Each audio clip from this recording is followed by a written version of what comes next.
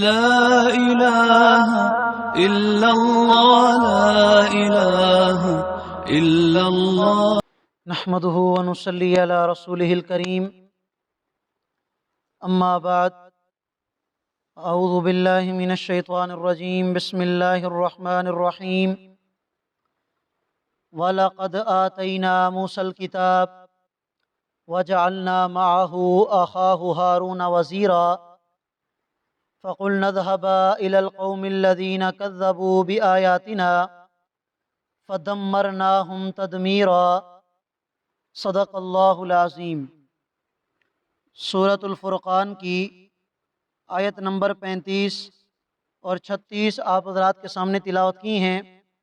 آیات کریمہ کا ترجمہ یہ ہے، اللہ رب العالمین ارشاد فرما رہے ہیں، اور البتہ تحقیق ہم نے موسیٰ کو کتاب عطا کی تھی، اور موسیٰ کے ساتھ اس کے بھائی ہارون کو بطور مددگار مقرر کیا تھا۔ فقلنا، اور ہم نے ان دونوں کو حکم دیا تھا کہ تم جاؤ اس قوم کی طرف جنہوں نے ہماری آیات کو جھٹلایا ہے۔ فدمرناہم تدمیرا، نتیجتاً ہم نے ان کو تباہ و برباد کر کے نیست و نابود کر دیا۔ قرآن کریم کا یہ طریقہ کار ہے کہ جہاں اللہ رب العالمین کفار کا ذکر کرتے ہیں، مشرکین کا ذکر کرتے ہیں، نافرمانوں کی نافرمانی کا ذکر کرتے ہیں، جیسے ماقبل میں نبی کریم صلی اللہ علیہ وسلم کی نبوت پر کفار کی طرف سے اعتراضات کا ذکر آیا، اللہ کی کلام قرآن مجید پر کفار اور مشرکین کی طرف سے اعتراضات کا ذکر آیا۔ آج جو آیات کریمہ تلاوت کی ہیں، ان میں اللہ رب العالمین نے پہلی امتوں کا ذکر کیا اور ان کے انجام کا بھی ذکر فرمایا ہے،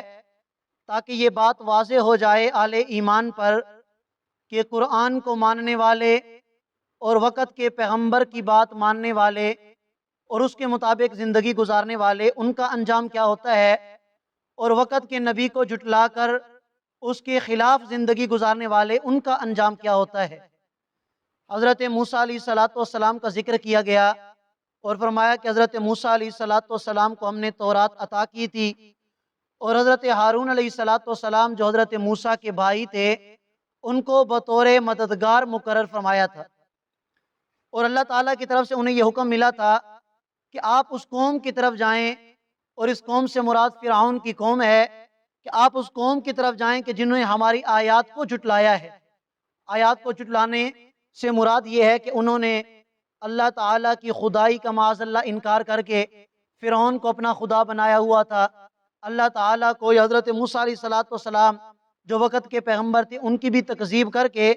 فرعون کی وہ باتیں ماننے والے تھے۔ تو فرمایا کہ ہم نے ان کا انجام کیا کیا، فدمرناہم تدمیرا، ہم نے ان سب کو تباہ و برباد کر دیا، اور ان کی تباہی کا واقعہ سورہ اعراف میں بڑی تفصیل کے ساتھ گزر چکا ہے، اور پیچھے مختلف مقامات پر اللہ تعالیٰ نے حضرت موسیٰ علیہ السلام کی قوم، یعنی ان کے جو وقت کے فرعون تھے، فرعون کی جو قوم تھی، ان کے واقعات بڑے تفصیل سے ذکر کیے ہیں۔ آگے فرمایا وقوم نوح،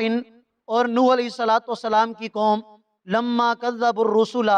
جب انہوں نے پیغمبروں کا انکار کیا، اغرقناہم، تو ہم نے ان کو بھی غرق کر دیا، وجعلناہم للناس آیہ، اور ہم نے ان کو لوگوں کے لیے عبرت کا نشان بنا دیا کہ آنے والے انسان ان قوموں کے واقعات کو سنیں، پڑھیں، اور اس سے سبق حاصل کریں کہ اگر آج ہم نے بھی اپنے پیغمبر کی بات کو نہ مانا،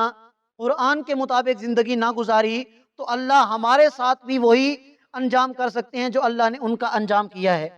مزید آگے ارشاد فرمایا وَآتَدْنَا لِلظَّالِمِينَ عَذَابًا أَلِيمًا،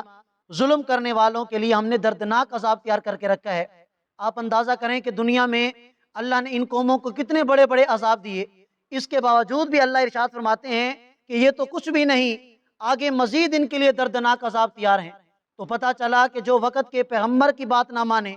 اور اس کے طریقوں کے مطابق زندگی نہ گزارے، سنت کی خلاف ورزی ہو، قرآن کی خلاف ورزی ہو، اللہ تعالیٰ اس کے ساتھ کیا سلوک فرمائیں گے۔ وعاد و سمود، اور فرمایا کہ قوم عاد اور قوم سمود، واصحاب الرس، اور اصحاب رس کو بھی اللہ نے تباہ و برباد کیا، وقرونا بین ذلک کثیرا، اور ان کے درمیان بہت ساری نسلوں کو اللہ تعالیٰ نے تباہ و برباد کیا۔ وَكُلًّا ضَرَبْنَا لَهُ الْأَمْثَالَ، اور ان میں سے ہر ایک قوم کے لیے اللہ نے مثالیں بیان کی تھی۔ ہر آنے والی قوم کو یہ مثال دی جاتی تھی کہ پچھلوں کا ہم نے کیا انجام کیا ہے، اب تم نے سمجھ کر زندگی گزارنی ہے۔ لیکن جب وہ بات نہ مانتے تو اللہ تعالیٰ ان کو بھی تباہ و برباد کر دیتے۔ وَكُلًّا تَبَّرْنَا تَتْبِيرًا، اللہ فرماتے ہیں کہ جب انہوں نے ہماری بات کو نہ مانا، ہمارے پیغمبروں کو جھٹلایا، تو فرمایا کہ ہم نے ان سب کو تباہ و برباد کر کے ان کو پیس کر ہم نے رکھ دیا۔ درمیان میں ایک قوم کا ذکر آیا ہے، اصحاب الرس،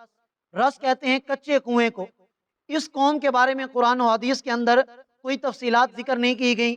بعض روایات میں یہ آتا ہے کہ قوم سمود کے باقی ماندہ جو لوگ تھے ان کو اصحاب الرس کہا جاتا ہے۔ رس کا چونکہ معنی ہوتا ہے کچا کنواں، تو اس سے یہ پتہ چلتا ہے کہ یہ کچے کنویں کے ارد گرد رہنے والی کوئی قوم تھی۔ اور بعض روایات میں یہ بھی آتا ہے کہ ان ظالموں نے ان کے وقت کا جو نبی تھا اس کو کنویں کے اندر لٹکا کر پھانسی دے دی تھی، تو اسی وجہ سے ان کو اصحاب الرس بھی کہا جاتا ہے۔ بہرحال یہ بھی ایک ایسی قوم، نافرمان قوم تھی، اللہ تعالیٰ نے ان کو بھی تباہ و برباد کیا۔ تو ہمیں اس سے سبق حاصل کر لینا چاہیے کہ یہ جتنی بھی قوموں کے واقعات ذکر کیے گئے یا پورے قرآن کے اندر مختلف مقامات پر اللہ نے سمجھانے کے لیے مختلف امتوں کا ذکر کیا ہے اور ان کی نافرمانی پر ان کے عذاب کا بھی ذکر کیا ہے، تو ہمیں سبق حاصل کر لینا چاہیے کہ اگر آج ہم بھی اپنے پیغمبر محمد الرسول اللہ کی نافرمانی کریں گے، ہمیں جو اللہ نے کتاب عطا کی قرآن کریم، اگر ہم اس کی نافرمانی کریں گے تو جو اللہ ان کو سزا دے سکتا ہے وہ ہمیں بھی سزا دینے پر قادر ہے۔ تو اس سے سبق حاصل کر کے ہر مسلمان کو توبہ کرنی چاہیے، نافرمانی سے باز آ جانا چاہیے اور قرآن و سنت کے مطابق زندگی گزارنے کی کوشش کرنی چاہیے۔ اللہ ہم سب کو عمل کرنے کی توفیق عطا فرمائے۔